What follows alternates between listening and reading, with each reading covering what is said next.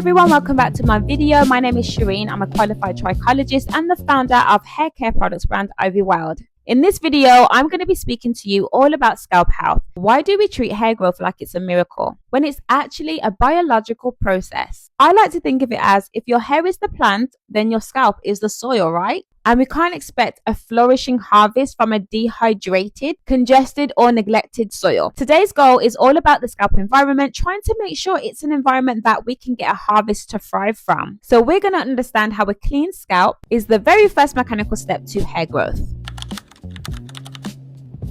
So the very first thing I would like to remind you of is your skin being a living organism in its own right. So if we think of your scalp as the extension of your face, of your skin, but with a much higher density of hair follicles and sebaceous glands, which are your oil glands. The problem I've found in the past is when I'm speaking to people, a lot of the time they focus more on the hair strands, which is the dead part of our hair, rather than the living part, which is the scalp. Almost like we ignore the follicle. And this is why the soil versus grass analogy comes in really handy, because it's the soil that we feed in order to grow a beautiful lawn. The congested scalp literally suffocates the follicle so that your scalp cannot breathe. And it's that what leads to thinning and slow growth. So if we think about clearing all that congestion and we think about what kind of products we usually use in our routine to do that, the first thing we think of is shampoo. Shampoo is fantastic for obvious reasons. And we want our shampoo to do a little bit more than just smell nice. We want to make sure that it has ingredients that firstly are non-toxic and secondly are going to be able to do the job that a shampoo needs to do. So what does a shampoo need to do? The role of a shampoo is to clear away all of those dead skin cells, all of that sweat, the product buildup, which I know a lot of us have from time to time, or the flakes, anything that's sitting on the scalp that shouldn't be there. We want to get rid of that completely. Now, the shampooing process is going to be different for everyone because it also depends on whether you have a scalp condition, for example.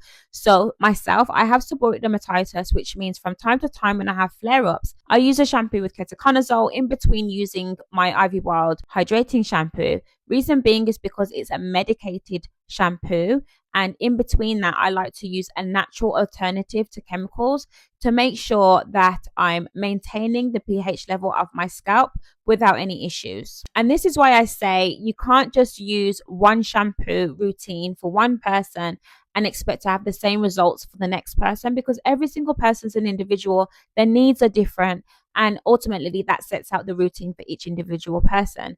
Another thing I think is quite important to pick up on as well is with my washing routine, I would wash my hair probably more frequently than others. So sometimes I wash my hair twice a week rather than once a week if I'm having quite a reactive scalp, mainly because my hair is in its natural state. So I don't really wear braids or wigs or weaves as frequently as I used to. So I have more access to my scalp, so I can wash it more frequently. Whereas someone else in their routine, they might feel like they can't or don't want to wash it as frequently because of their styling technique that they have. Because I have seborrheic dermatitis and because I know that in my routine I am using a chemical-based shampoo from time to time, for me it was really important to create a shampoo that wasn't going to strip away the natural oils that the chemical-based shampoo is doing. I will speak more about what seborrheic dermatitis is in a future video, but for now I will just very quickly touch on it. It's a chronic condition.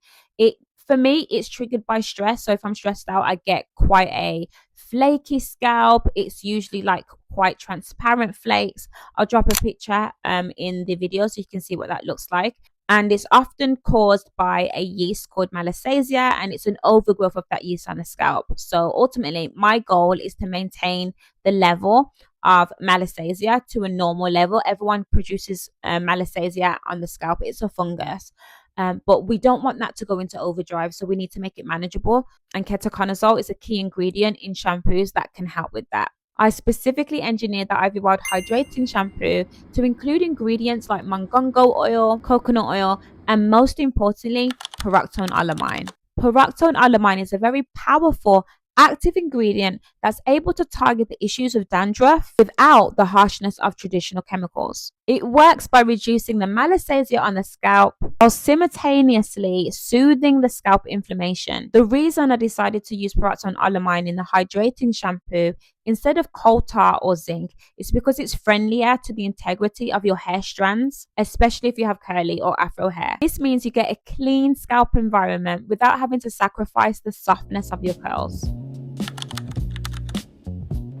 A common question that I get is, if you shampoo your hair or scalp too much, is that actually going to cause more breakage? I would like to split this into two parts. So firstly, you have the process of washing your hair, and then you also have the other thought of what ingredients are in a formulation in a bottle of shampoo. A lot of the time, it isn't necessarily the formulation of what's in a shampoo that causes breakage. It's actually how we are mechanically washing our hair strands. So with washing your hair, it's less about the ingredients in the formulation and more about the mechanical handling of your hair strands. So the gentler you are, the less likely you are to have any breakage. Additionally, one top tip that I have is applying oil to the strands before you shampoo.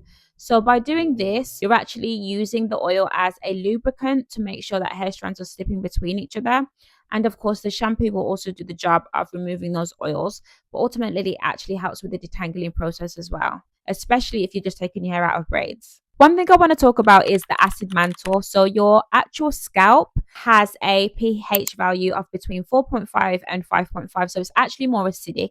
A lot of detergents and shampoos and soaps are more so alkaline. And what ultimately this means is when we are washing the scalp, we're actually making the scalp more vulnerable to issues like moisture loss and also to bacteria. So your scalp's actually quite vulnerable during this time. What is a congested scalp? So this is actually something I really wanted to get into with you guys. So follicular congestion is when the follicle is full, it's clogged. It's clogged of all that good stuff. It's full of your edge control, it's full of your sweat from the gym, it's full of the dead skin cells, the oil, and it's actually like created a plug in the follicle. The reason why this is an issue is because if you're not washing your scalp on a regular basis, that plug is actually staying in the follicle. And over the time, that is going to cause miniaturization because you're going to have inflammation on the scalp. Actually, it's more so like this. You have the plug in the follicle, which leads to inflammation over time, which leads to miniaturization. So miniaturization is when the blood supply to your hair strand becomes less. And in turn, because of this, your hair strands get finer and finer and finer. This means the rate in which your hair grows back will slow down. And it also means that your hair strands will be weaker because it's not getting that much blood supply. And eventually that leads to hair loss, which is something that we don't want.